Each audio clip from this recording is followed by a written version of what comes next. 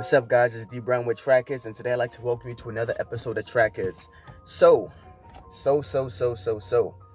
I remember this quote that Usain Bolt said that his coach told him before he really got on the scene in 2008, 2007, 2006 era. His coach said to him, you got to remind yourself that you can't win everything. You're going to win some, you're going to lose some, for sure. That's how the sport is. And the first thing my coach taught me when I was in the sport is that you got to learn how to lose before you can learn how to win. Usain Bolt's coach said to him that in order to win, you must learn how to lose. Kind of like a paradox, because how do you learn how to lose, right? And it's crazy. I've been running track for so long. Like a little over 20 years I've been running track for on different levels and stuff like that. And it's funny, like this quote just now hit me in like the biggest way, in the way that I carry myself when it comes to taking L's. I personally believe that the quote means that before you can win, you have to know, like when you take your losses, you have to know why you took your losses. There's always a reason why a person didn't reach their goal, or a person didn't win a race, or just in life, not even like track and field. But it's very important for a person to understand that when you come up short, what was the particular reason that you came up short? Because there's always a reason for something, right? Was it something out of your control? Was it something in your control? Let's say you're running a race, right? You're running a race and your goal is to run 22.5 in a 200. But instead you run 22.8, right? You look at it, and you're upset. You're upset, you're emotional about it. And a lot of times people may just quit because they're frustrated. A lot of people may just give up. And a lot of times, according to that quote, it's important to take a step back. And upon taking a step back, taking everything, observe everything that happened in that particular meet, gauge everything that you could control, everything you couldn't control, and figure out what you actually had control of during the race in those 22.8 seconds. And I think a lot of times it gets lost on us how important that process is. Because if you don't take that process seriously, you can find yourself in a situation where you're blaming yourself, and you're being really hard on yourself on something that you can't control. Imagine you're running a race and, like I said, you're running 22, your goal is to run 22.5, but you run 22.8. It's a negative headwind, it's rainy, and it's cold. Those are three things you can't control, right?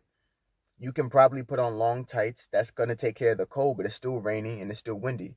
You can't control the wind and you can't control the rain, right? So is it your fault that you ran 22.8? Probably not. But in future races or in future events, if you just stay the course and correct any things that you may see that you can control, it'll put you in a much better position, right? And you won't be as stressed out when it comes to taking L's. That's something that I had to particularly tell myself when it comes to some of these races. Sometimes I find myself in a position where I have certain goals that I want to reach. And for some reason, it's like, dang, I didn't reach these goals. But when I truly, at first, you're emotional about it because you expect to run one time, but then you don't run that time and you run a much slower time.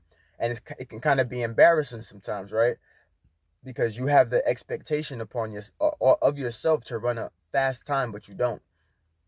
But I feel like a lot of times when you take a step back and you really look at the 360 of things, unemotionally, just take an observational look with your observational eye of everything that you can control and you can't control.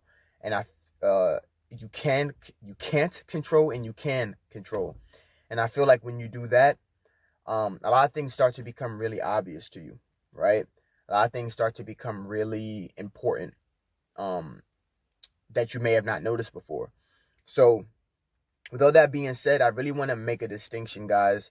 I really want to plead to you that if you're going through any L's in track and field or just in life, really look at the reasons why you're making those L's. And I feel like when you correct those L's, the things that are inside your control, and you really like put your attention and focus on it, you'll be in a much better situation than what you thought that you could be. Like I said, this is something I have to constantly tell myself if I'm ever dealing with any L's. After it's tough sometimes because you get caught up in the fact that it's a loss and you get really emotional, but it's like sometimes you can't control it. You can't control weather, rain. You can't control, the things that you can control is, if you popped up too fast in a race, right? You need to be more patient. But, you have to identify that mistake first so that you can correct it and be successful at a later date. So, like I said, guys, that kind of popped into my head. I just wanted to make a quick video about it because I'm sure there's a lot of people that dealt with losses sometime in the season, and maybe your coach didn't talk to you and you're kind of still dwelling on that loss, and it may be keeping you from going back in training or going back into certain races and stuff. And it's very important in order to overcome that, to really make sure that you identify why. Honestly, like, why did you lose? Why did you lose the race? Why did you lose, making your goal? Maybe it's to qualify for state, nationals. What happened? And make that correction and fix it and make yourself a better athlete for the future. All right. So with all that being said, guys, I hope that helps somebody. It definitely helped myself because I've been dealing with some L's as of lately that we're going to get into in a future video. And I'm going to show you guys how I made the correction to hopefully be successful in the future. So with that being said, guys, I want to thank you guys for watching. It's D Brown with Track Headz. Peace.